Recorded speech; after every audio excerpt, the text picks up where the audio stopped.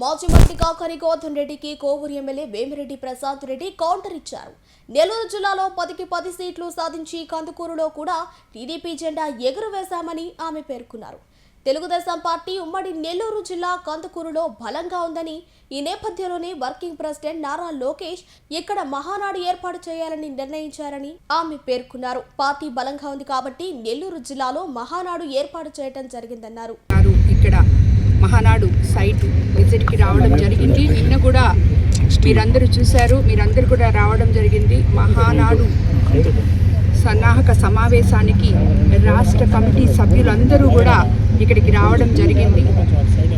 అతిరథులు మహారథులైన Telugu Desam party పెద్దలందరూ ఈరోజు ఇక్కడ వచ్చి ఆ సమావేశాన్ని నిర్వహించుకొని 20 కమిటీలు ఉన్న ఈ మహానాడు కమిటీలు అందరికీ వారి పనులు వాళ్ళకి దిశానిర్దేశాలు చేయడం జరిగింది.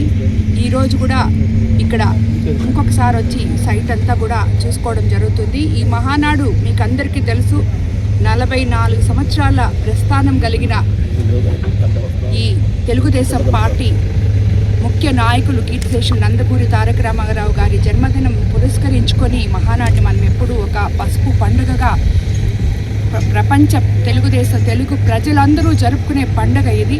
అటువంటి పండుగ 44 సంవత్సరాల తర్వాత నెల్లూరు జిల్లాలో అది కూడా 10కి 10 సీట్లు సాధించి, అదేవిధంగా కందుకూరు కూడా మన పార్లమెంట్లో 11 సీట్లు బద్దలు కొట్టి ఎవరు వేరే పార్టీకి లేకుండా అత్యంత భారీ మెజారిటీలతో గెలిచిన ఎమ్మెల్యేలు అందరూ ఉన్నారు, 11 మంది. ఇక్కడ తెలుగుదేశం పార్టీ ఎంత బలంగా ఉందో దీన్ని బట్టి చూస్తేనే మీకు అందరికీ అర్థమవుతుంది. అటువంటి బలంగా ఉన్న ఈ జిల్లాలో ఈసారి ఇక్కడ మనం మహానాడు పెడితే బాగుంటుంది అని చెప్పి మన ముఖ్యమంత్రి నారా చంద్రబాబు నాయుడు గారు మొట్టమొదటిసారిగా నారా లోకేష్ బాబు గారు వర్కింగ్ ప్రెసిడెంట్ అయిన తర్వాత బలమైన నెల్లూరు జిల్లాలో మహానాడు పెట్టాలి, మన పార్టీకి ఇంత గట్టి బలం ఉంది ఇక్కడ అని చెప్పి ఇక్కడ పెట్టడం జరిగింది. అదేవిధంగా మనమంతా కూడా ప్రతి కార్యకర్త, ప్రతి నాయకుడు జిల్లా నుంచి, రాష్ట్రం నుంచి ఈ మహానాడుని ఇదికి ముందు ఎప్పుడూ జరగని విధంగా తప్పకుండా సక్సెస్ చేసి చూపిస్తామని చెప్పి మేమందరము తెలియజేసుకుంటున్నాం.